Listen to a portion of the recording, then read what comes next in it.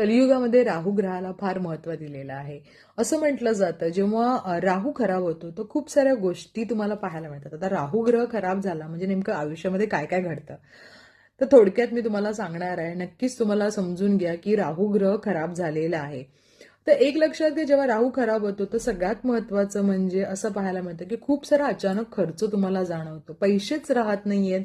खूप साऱ्या गोष्टी तुमच्या आयुष्यातून पटापट पैसा टिकत नसेल, काही मोठमोठे प्रॉब्लेम येत असतील तर पैसे तुमचे पहिले टिकणार नाहीत. दुसरी गोष्ट, आजारपण घरामध्ये असेल.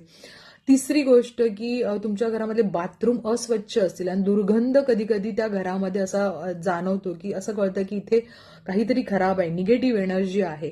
त्याचबरोबर चौथी गोष्ट अशी की पाणी जर असेल तर नळ खराब होणे, इलेक्ट्रिकल गोष्टी आहेत त्या खराब होणे, त्याने सुद्धा राहू खराब आहे हे तुम्हाला इंडिकेशन असतं.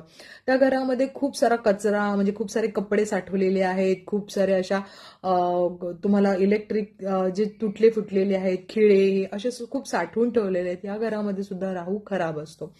त्याचबरोबर तिथे नेहमी पाहाल की त्या त्या घरामध्ये सतत भांडण चालू असणं, सतत कोणी ना कोणीतरी आजारी आहे आणि त्याचबरोबर पोटाचे आजार, डोकं सतत दुखणे हेही राहू खराब होण्याचं फार महत्वाचं लक्षण आहे.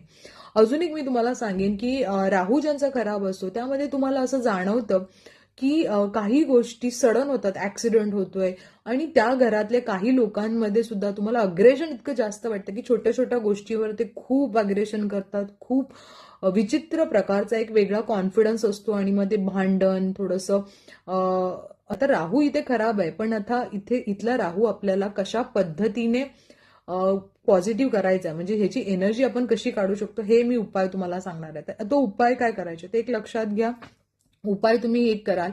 पहिली गोष्ट म्हणजे मंत्र आहे ओम राहवे नमः. हे बघा, आपण सगळे कलियुगामध्ये राहतो, इथे राहू महत्वाचाच आहे.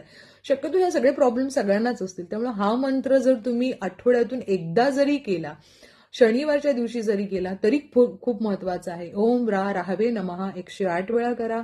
भैरव मंदिरात जाऊन तुम्ही तिथे दिवा लावाल, देवाला नमस्कार कराल. त्याचबरोबर दुसरी गोष्ट, आपल्या घरामध्ये साफसफाई करणारे कामगार असतात, त्या लोकांना जर तुम्ही गोड मिठाई जर दिलीत महिन्यातून एकदा, किंवा तुम्ही त्यांना काही काम दिल्यानंतर थोडंसं बक्षीस म्हणून एक्स्ट्रा पैसे दिले तरीही खूप चांगलं आहे.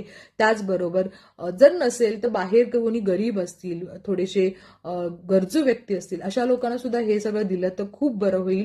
त्याचबरोबर मी तुम्हाला असं सांगेन की चांदीची चैन घालणं सुद्धा फार महत्वाचं असतं. नक्की उपाय करा आणि राहूला ठीक करा. Best of luck.